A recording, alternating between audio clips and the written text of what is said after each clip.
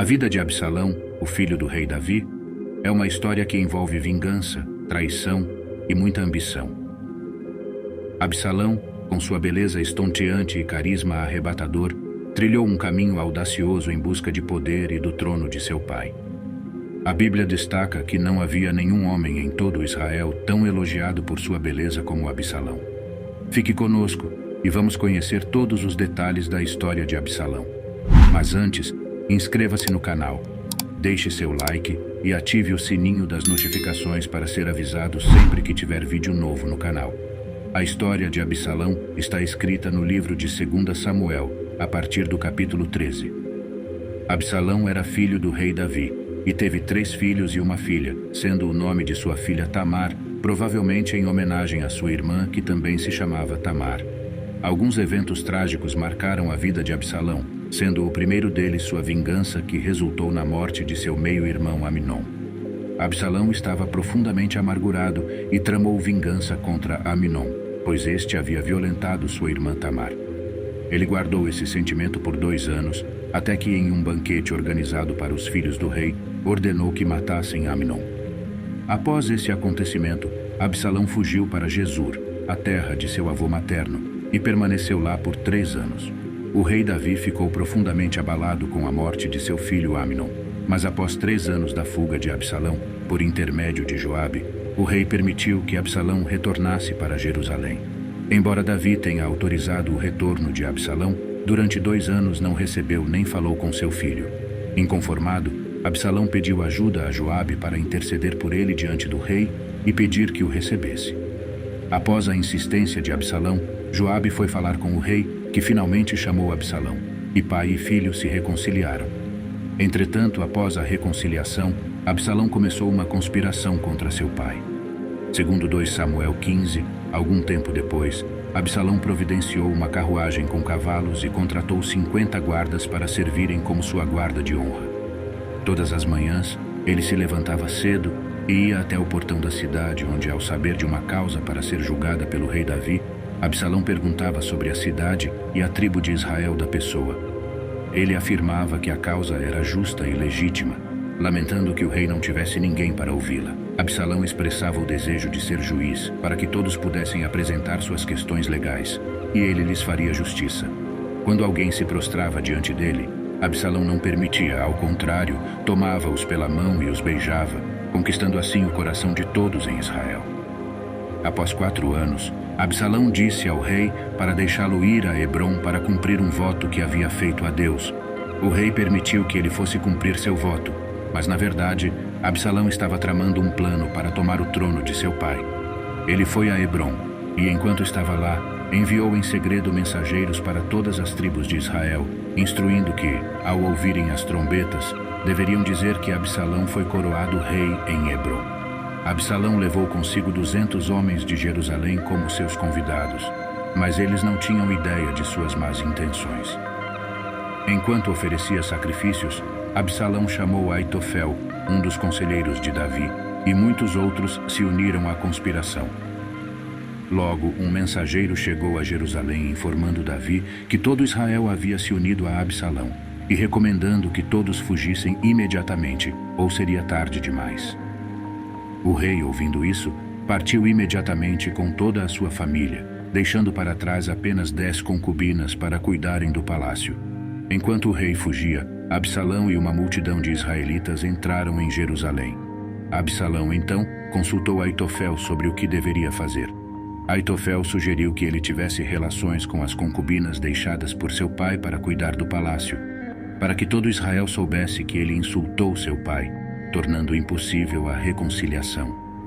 Eles armaram uma tenda no terraço do palácio, onde Absalão teve relações com as concubinas diante de todo o Israel. Esse acontecimento foi o cumprimento de uma das profecias de Natã a Davi, que previa que, de sua própria família, surgiria seu castigo, e suas mulheres seriam dadas a outro homem, deitando-se com elas diante de todo Israel. Aitofel também pediu permissão a Absalão para escolher 12.000 homens e perseguir para matar o rei Davi, trazendo seu exército para Absalão. O plano parecia bom a Absalão e a todas as autoridades de Israel. Absalão, no entanto, quis ouvir também o conselho de Husai, um leal amigo do rei Davi. Quando Uzai chegou, Absalão contou-lhe o que Aitofel havia dito e perguntou sua opinião. Uzai deu um conselho diferente, sugerindo que Absalão reunisse todo o exército de Israel, tão numeroso quanto a areia da praia, e fosse à frente das tropas para encontrar e destruir Davi e seus homens. Absalão e todos os homens de Israel acharam o conselho de Uzai mais sensato do que o de Aitofel, porque Deus havia decidido frustrar o sensato conselho de Aitofel. Então, seguindo o conselho de Uzai, Absalão e seu exército saíram para o campo, e a batalha começou no bosque de Efraim. Ao perceber que Absalão não havia seguido seu conselho, Aitofel selou seu destino. Voltou para sua cidade natal, organizou seus negócios e se enforcou. Assim, Aitofel morreu e foi sepultado no túmulo da família. Entretanto, Aitofel enviou uma mensagem a Davi informando os planos de seu filho Absalão, permitindo que Davi e seus homens não fossem pegos de surpresa. Os soldados israelitas foram derrotados pelos homens de Davi, resultando em uma grande matança, onde 20.000 homens perderam a vida.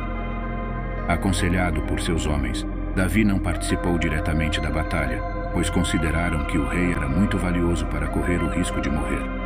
Davi acatou os conselhos, mas instruiu seus comandantes Joabe, Abisai e Itai a tratarem seu filho Absalão com bondade. Durante a batalha, Absalão encontrou alguns homens de Davi. Tentou fugir montado numa mula, mas ao passar debaixo de galhos espessos de uma árvore, ficou enroscado pela cabeça. A mula continuou a correr, deixando Absalão pendurado na árvore. Um soldado de Davi testemunhou o ocorrido e informou a Joabe sobre Absalão pendurado. Joabe questionou o soldado sobre por que não havia matado Absalão, oferecendo recompensa.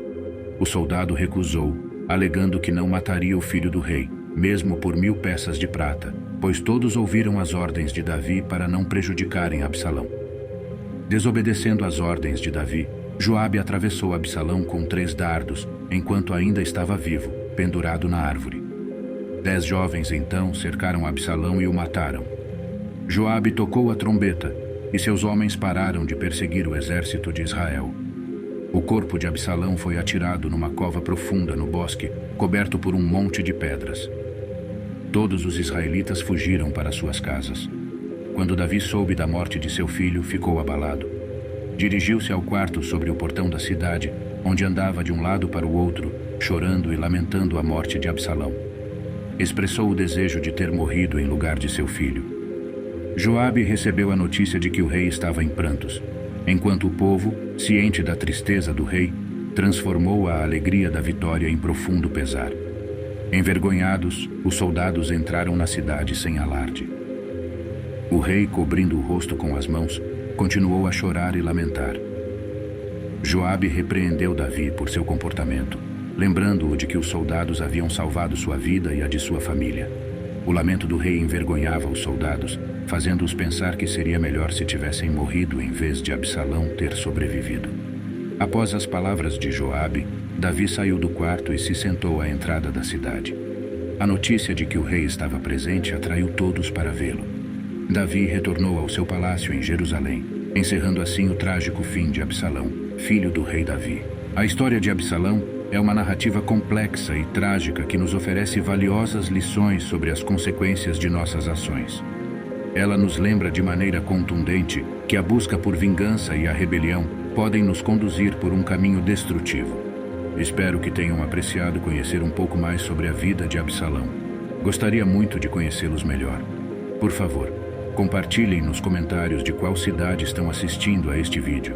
E não se esqueçam de se inscrever no canal, deixar o seu like e, claro, acompanhar as próximas publicações. Até a próxima!